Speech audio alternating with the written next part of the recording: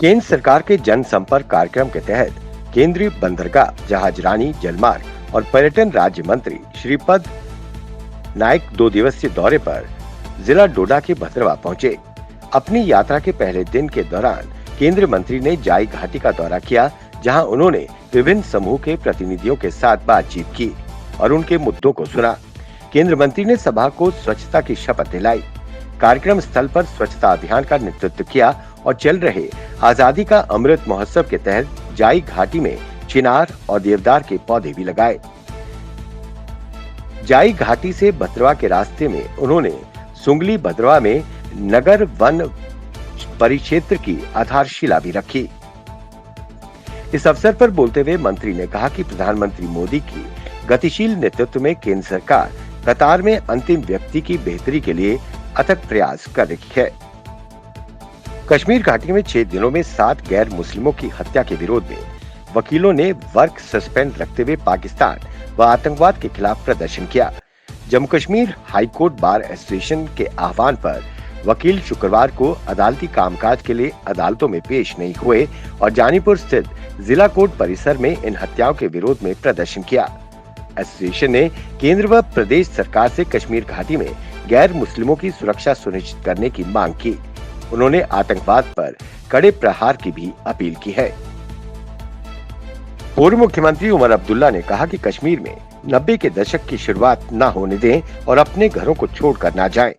उन्होंने कहा कि इन आतंकी हमलों का उद्देश्य समुदाय के बीच दरार पैदा करना है और उन्हें घाटी से बाहर निकालना है। वहीं उन्होंने कहा कि ये समझ से परे है कि प्रदेश प्रशासन ने सेलेक्टिव अप्रोच रखते हुए 10 दिनों की छुट्टियां सभी कश्मीरी पंडितों को दे दी, परंतु सिख समुदाय को इससे अलग रखा गया। केंद्रीय पर्यावरण, वन और जलवायु परिवर्तन और श्रम और रोजगार मंत्री भूपेंद्र यादव ने केंद्र सरकार के चल रहे जनसंपर्क कार्यक्रम के तहत बांदीपुरा जिले का दौरा किया। मंत्री ने जन प्रतिनिधियों से मिलने के अलावा कई विकास परियोजनाओं के जीर्णोद्धार और संरक्षण कार्यों का निरीक्षण, ई उद्घाटन और शिलान्यास किया। मंत्री ने वूलर में भौतिक और वित्तीय उपलब्धियों के साथ निष्पादित किए जा रहे कार्यों की स्थिति, ड्रेजिंग की प्रगति और वूलर के आसपास पर्यटन बुनियादी ढांचों के विकास की समीक्षा की। यादव ने कहा कि वूलर झील में मछली उत्पादन का सबसे बड़ा स्रोत होने के साथ साथ पर्यटन की अपार संभावनाएं हैं और यदि इसका दोहन किया जाए तो ये स्थानीय आबादी की सामाजिक आर्थिक स्थिति को बदल सकती है। सांबा, नालसा और Jammu Kashmir legal service authority ने Sonia Gupta, chairman district legal authority Samba के पर्यवेक्षण और मार्गदर्शन में DSLA के सहयोग से district youth services and sports ने नालासा के Azadi Ka Amrit Mahotsav pan India legal awareness और आउटरीच कैंपेन के तहत स्पोर्ट्स स्टेडियम सांबा में फिट इंडिया मूवमेंट को बढ़ावा देने के लिए एक मैराथन दौड़ का आयोजन किया। आयोजन का उद्देश्य फिटनेस को हमारे दैनिक जीवन का अभिन्न अंग बनाना था। इस मैराथन में 60 विद्यार्थियों ने भाग लिया। बीते दिन 2 सरकारी शिक्षकों की आतंकियों द्वारा हत्या के विरोध में पूरा जम्मू कश्मीर गुस्से और आक्रोश में है। वहीं इसी दौरान पूर्व मुख्यमंत्री महबूबा मुफ्ती स्कूल की प्रिंसिपल के घर सांत्वना देने पहुंची और इस जघन्य हत्या की कड़े शब्दों में निंदा की। वहीं उन्होंने केंद्र की भाजपा सरकार पर भी जमकर हमला बोला। उन्होंने कहा कि ये केंद्र की गलत नीतियों का ही नतीजा है जो आज कश्मीर चल रहा है।